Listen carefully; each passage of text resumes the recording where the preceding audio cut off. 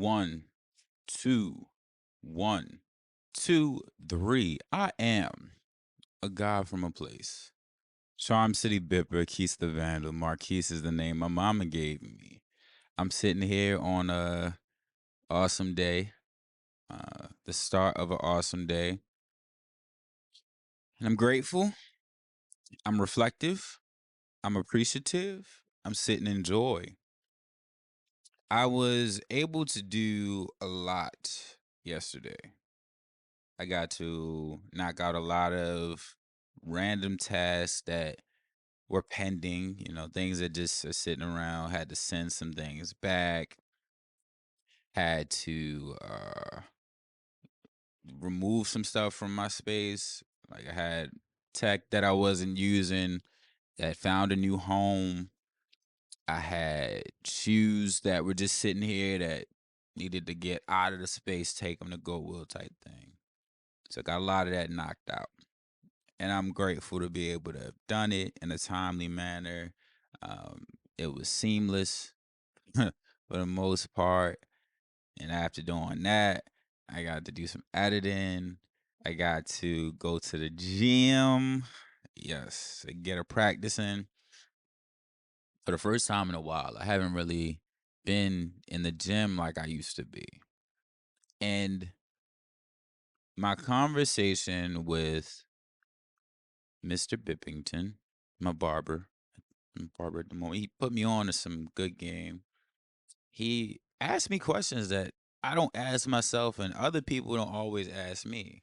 It's just the way the conversation was flowing. It's saying like, what kept you disciplined? What kept you faithful? What kept you through your process? And just questions that made me think about all the uncertainty, all of the fears that were present, and how fear and faith can exist in the same space. How I was claiming faith but leaning on fear more. And the fears were justified in the belief that I was safe. Not going to certain spaces, that I was safe not taking chances. I was safe. I was comfortable, but I wasn't getting what I desired. I wasn't any closer to the things I dreamed of. I was watching them, and my ability to see them mentally or even at a distance made me believe that I was closer to them than I actually was. So I sit with these different things that have come to me as I've gone through the journey, and literally like walking into the gym, doing the practice, and I ended it on the treadmill. And it was funny because it took me back to when I used to end all of my gym sessions on the treadmill. When I first started, my goal was to lose weight. And then as I grew in my journey, about like 3-4 months in, I recognized I wanted to put on muscle and be more, be stronger. So I started to end all my sessions with cardio because I figured that was what kept me lean. And it is proven. You do your research, you'll find this out. You do your strength training and you end with cardio. And that's to build, that's a muscle building mentality. When I was cutting or losing weight, I was starting with cardio and then doing some strength training, but it was mainly cardio based and caloric deficit. So I'm just ending it with the treadmill and the nostalgia kicks in. And then I go to my photo album and I literally just go back to 2019, October 2019. October 2019 is when I decided that I'm going to start my fitness journey. And it was a lot of YouTube watching. It was a lot of trial and error. But my mentality was be as consistent as possible. So I was intentional about working out every day in some capacity, whether it was walking, jump rope, some push-ups, um, Eventually, I entered the gym. So, like November 2019, I was in the gym officially and consistently. I bought that Planet Fitness membership and I got active. And I just sit with the humility of those beginnings. I didn't see what was on the other side. I didn't see um all of the light that I would be giving other people in my transition. I didn't see um all of the opportunities that would come to me because of what I started, but it just felt as if this was the change I needed. And one thing I laugh at more than anything, um, when it comes to people asking for advice, it's not about doing more. It's about doing less, subtracting things from your life. So I benefited the most from the things I subtracted, not always the things I added. I don't watch Netflix as much as I used to. I actually don't watch TV for the most part. I don't have any purpose for it at this moment. But I don't watch these different things. I cut things from my diet. I limited my time on social media. I um limited my time sitting around. And when you think of the things that you are cutting short, it's easier to add things into the schedule. So initially it was like, how do I get to the gym every day? What does that look like? Well, stop watching Netflix. Go right after work. Go before work. Figure it out. Make it happen. And that process of accumulating little wins turned to big victories. It turned to 4-month body transformation, 8-month body transformation. The year is 2023. The month is March. October 2023 will be 4 years that I have been committed to my fitness and my body in a way that um I wanted to just be optimal, be healthy, be useful, resourceful, because it's the vehicle that's going to carry me through this journey we call life. So, as I said, it's a constant reflection for me. And even being able to reflect and just sit with all of it has brought me to such a heavy space of gratitude and appreciation for just sticking with it and just loving the process. It is not easy, but it don't gotta be hard. Is what I said with. Like, I made it as easy as I could for myself. And one of the things I laugh at too is like I did have body goals. One point I wanted to make it to 200 pounds. I wanted to be able to bench 315. I was proteined up. I wasn't cutting salmon from my diet because I really wanted to meet these goals. I didn't think I could go full vegan or vegetarian because of these different goals. And I was just starting to be very vain about it. Like a lot of let me get as big as I can. And I moved through that in a way that was beneficial. Like I actually started my yoga journey at 198 or 200 pounds. And I began my teacher training. And as I flowed through it, I found new strength that I didn't know.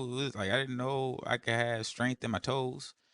I didn't know I could have like do finger push-ups.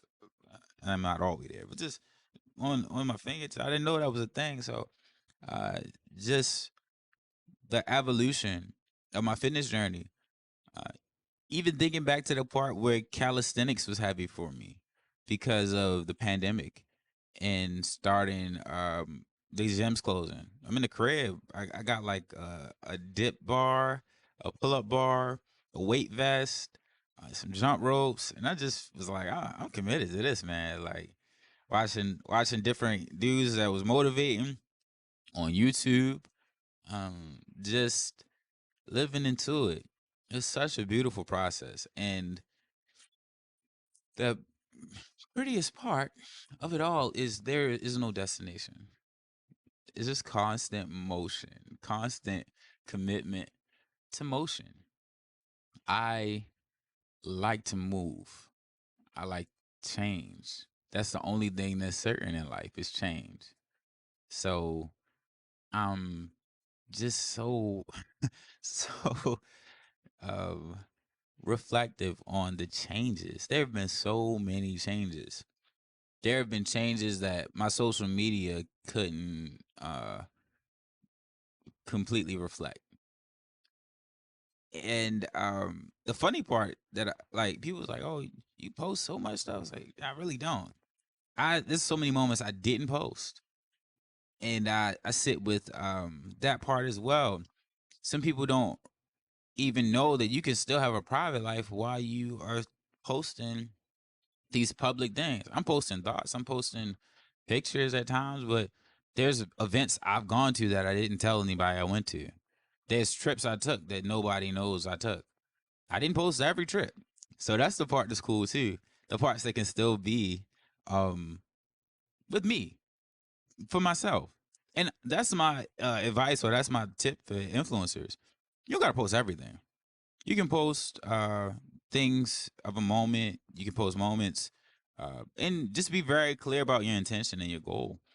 Don't get lost in trying to prove anything to anybody. Don't get lost in um, whatever the trend is. Just literally find a way to be yourself.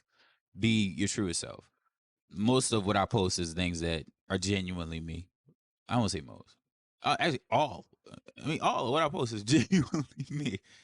I don't. It's nothing to fabricate. I read these different texts. The Bhagavad Gita is literally on my desk. I read yoga books. I read different self help books and journals, and I watch a lot of um, different professionals in the mental health arena, and just different individuals who've done things that I think are dope.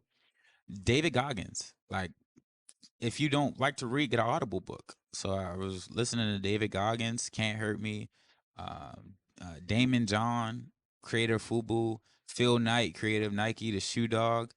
Um, think about even Napoleon Hill with Think and Grow Rich, Rich Dad, Poor Dad, Robert Kiyosaki, all these different books.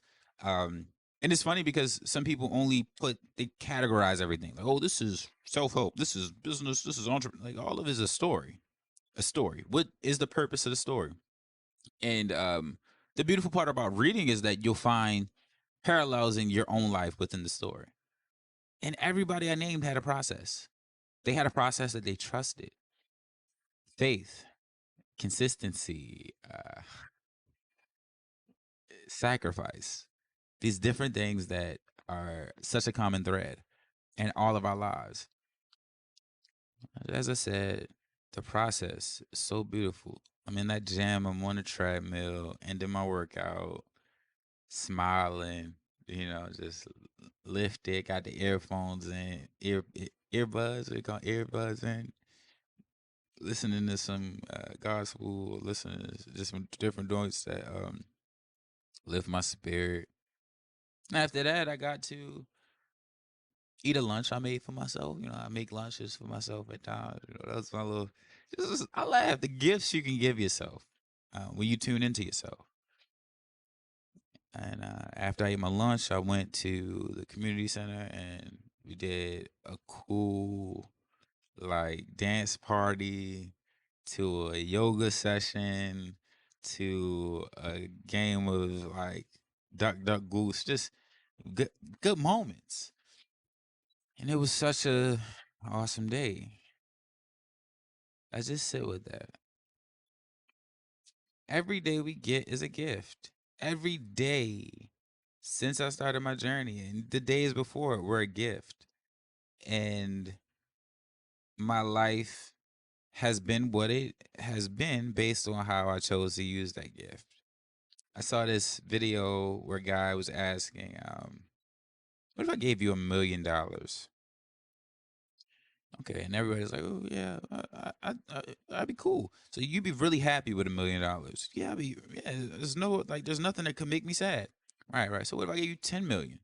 Oh man, I mean, same thing. Nothing could get in my way if I got $10 million. All right, so you had to die tonight after I give it to you. So you take the 10 million, you die tonight, and then it shifts. Nobody's taking that 10 million. So if you got 10 million but you didn't wake up tomorrow, is the 10 million that magical? And the real question is, um, what is life worth? So if waking up is greater than $10 million, why do we treat it like it's worth, like it's whatever, like we're owed it? Like we place our head on that pillow expecting to get up the next day. All right, many of us do, and when we get up, we show no gratitude for it. Like, I've been there. Like, I'm back into this. I've been back into this. Oh, my life, my life. And then, as I say so often, serving others allowed me to see, oh, my life has many things to be grateful for. Being allowed to serve is something to be grateful for. And I just sit with that. Like, my life, breath, there's no price on it. Because if I don't have that, I don't have this experience, and I'm good. I'm good regardless. We are the value. So trust the process, do some self study, do some self work, be okay with going away from people. Um, there's nothing wrong with being lonely for a moment. And lonely isn't really a thing, just walking alone, but you're not walking alone. With that faith, that's, who's with you. Um, but just thinking about that, let people be away from you for a second and just understand that you need to know yourself before you try to know anybody else. Oh, they got so much. It's so much they need to think about. It's so much they doing wrong. So much that they could have did. And it's like, okay, so let's tune into your mess. Let's tune into your moments. What are you on top of? Even when you're at your absolute greatest, you're still falling short of something. Like, you think nothing is wrong with the way you show up, and there's still something off. When I complete every task, I can still look and be like, "Oh, that ain't right." But as I always say, it ain't got to be perfect. It got to get done. So, major reflection in this morning, in this moment, major gratitude, major appreciation, major love for anybody who's watching this, for all those who support this, for all those who have stepped into this space to share their moments, and for all those who love community. As always, I am a guy from a place, Charm City Bipper, Quis The Vndl. Marquis is the name my mama gave me. One day made better is many days made greater. I'm uplifting you to be in a world that cares. If I keep it to myself, I think that's unfair. The joy I've been given is best when shared. Visionaries never die. Legends survive. Through the seeds we sow daily, we get better with time. Wishing you peace, wishing you prosperity, wishing you many blessings and joy in this day that we are given. Love.